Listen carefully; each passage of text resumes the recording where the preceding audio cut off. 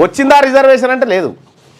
కానీ ఈ కార్యక్రమానికో మేము ఇక్కడ నామినేషన్ల ప్రక్రియ ప్రారంభించడం, లోకల్ బాడీ ఎన్నికల్లో 42% రిజర్వేషన్ ఇచ్చినామని బీహార్లో ప్రచారం చేసుకోవడానికి కాంగ్రెస్ పార్టీకి ఉపయోగపడేటువంటి అంశం. అంటే తెలంగాణ రాష్ట్రంలో బీసీ రిజర్వేషన్ అనేటువంటిది ఆటలో అరటిపండు, తెలంగాణ మోడల్ ఆటలో అరటిపండు, గాలిలో దీపం లాంటిది. ఇది వాస్తవ రూపానికి వాస్తవంగా పోతే మాత్రం ఇది నిలబడదు. సో ఈ లెక్కన నేను అడుగుతా ఉన్నా రేవంత్ రెడ్డి గారిని, ఇది సక్సెస్ చేయాలి, మనం అందరం కూర్చొని 42% సక్సెస్ చేయాలి. కానీ వెంటనే విద్యా ఉద్యోగాలకు సంబంధించిన 42% జీవో కూడా ఇవ్వాలి. మీరు ఇవ్వాలి వెంటనే. మనం గవర్నర్కి పంపిన బిల్లులో ఓన్లీ స్థానిక సంస్థల ఎన్నికలే లేదు, విద్యా ఉద్యోగాలది కూడా ఉంది దాంట్లో.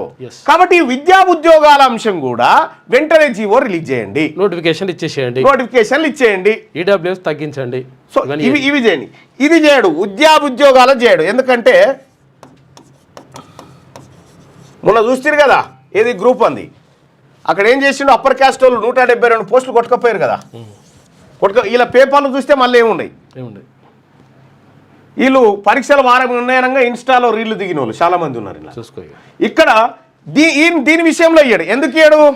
ఎందుకు అంటే ఈ ఉద్యోగాలు మా వాళ్ళు దొబ్బకపోవాలి, ఇక్కడ వీళ్ళకు రిజర్వేషన్ గేమ్ ఆడాలి.